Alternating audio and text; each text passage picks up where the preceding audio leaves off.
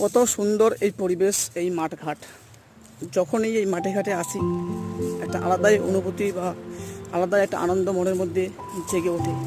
কারণ চারিদিক খোলামেলা অফুরন্ত বাতাস আর এর পরিবেশ দুটোই মন মস্তিষ্ককে মানে স্নাগ্ধ করে দেয়, অর্থাৎ মনোমুগ্ধ করে দেয়।